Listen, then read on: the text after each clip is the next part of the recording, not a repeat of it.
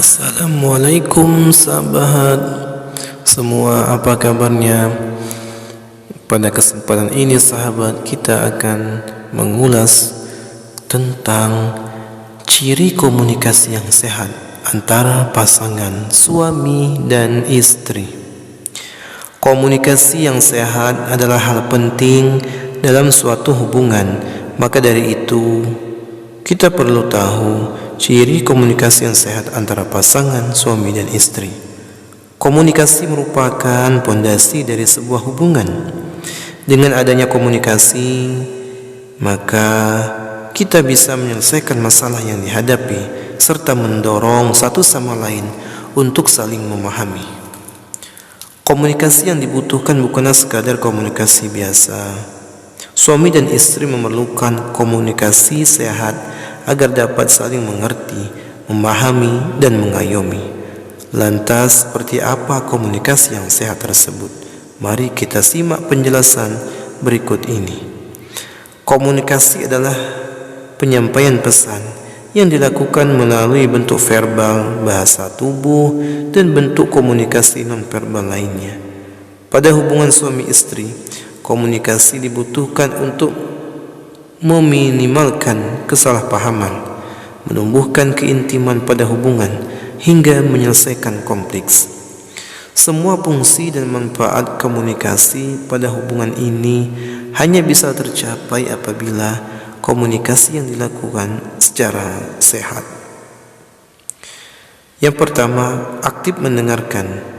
Ciri pertama adalah kedua belah pihak aktif menjadi pendengar yang baik. Hal ini ditandai dengan menaruh perhatian dan fokus dengan baik pada percakapan. Selain itu, kamu juga bisa dikatakan sebagai pendengar baik apabila mama, istri, suami mendengarkan, kemudian merenungi kembali apa maksud dari perkataan yang diberikan oleh pasangan. Aktif mendengarkan juga bisa ditandai dengan tidak memotong pembicaraan. Hal ini diharapkan dapat menghindari penilaian yang sentimental secara sepihak. Kemudian yang kedua, tidak mempersonalisasi masalah. Perlu diingat bahwa masalah pada hubungan suami istri bukanlah masalah personal, melainkan masalah untuk suami maupun istri dalam berhubungan. Istri perlu menghindari hal-hal yang mempersonalisasi masalah yang dimiliki pasangan. Contohnya, istri tidak perlu berfokus pada masalah kekurangan suami dan sebaliknya. Alih-alih mempersonalisasi masalah seolah-olah bersumber dari pasangan, maka suami ataupun istri bisa berfokus pada situasi dan kondisi yang terjadi dan memikirkan bagaimana caranya agar bisa terselesaikan dengan baik.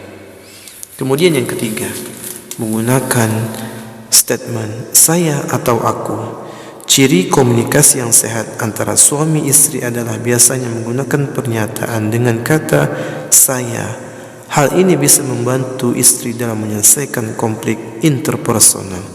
Cobalah untuk mengatakan, aku nggak nyaman kalau ada pakaian menumpuk kemudian berantakan di rumah. Alih-alih menggunakan kalimat, kamu tidak pernah membereskan pakaianmu sendiri dengan rapi. Kemudian yang keempat, terlibat aktif dalam percakapan. Saat istri mengobrol dengan suami ataupun suami mengobrol dengan istri, penting untuk terlibat aktif dalam percakapan. Kebiasaan mengecek ponsel dan beberapa kebiasaan buruk lainnya bisa membuat kualitas komunikasi memburuk, sehingga menciptakan hubungan yang kurang sehat.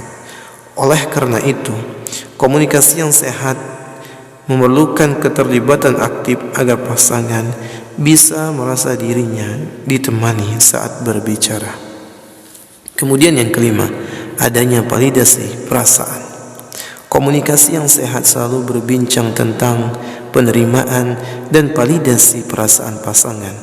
Bahkan jika istri kurang setuju dengan apa yang dikatakan, ketika istri berkomunikasi dengan suami, kamu perlu mengerti bahwa setiap orang mempunyai emosi, perasaan, dan reaksi yang berbeda dengan kita. Kemudian yang keenam, berkomunikasi dengan penuh kebaikan dan kasih sayang. Ciri terakhir adalah komunikasi dilakukan dengan penuh kebaikan dan kasih sayang. Artinya, istri perlu mendengarkan ataupun suami perlu mendengarkan, membuat pasangan merasa diperhatikan dan dipahami. Komunikasi yang sehat juga tidak berfokus dalam siapa yang menang berdebat atau argumen yang lebih logis dan baik. Oleh sebab itu, istri tetap perlu menerapkan kebaikan dan melakukan komunikasi alih-alih mendebat agar menang. Itulah ciri komunikasi yang sehat antara hubungan suami dan istri.